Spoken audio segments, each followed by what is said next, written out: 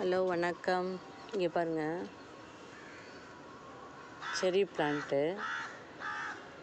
சின்ன சைஸாக இருக்கும். அந்த செரி எவ்வளோ பூக்கள் விட்டுருக்கு பாருங்கள். ஏற்கனவே 2-3 தடவை பூக்கள்லாம் விட்டுச்சு, ஆனால் காய் எடுக்கலை. இந்த மாதிரி நிறைய பூ விட்டுருக்கு. கண்டிப்பாக காய் எடுக்கும்னு நினைக்கிறேன்.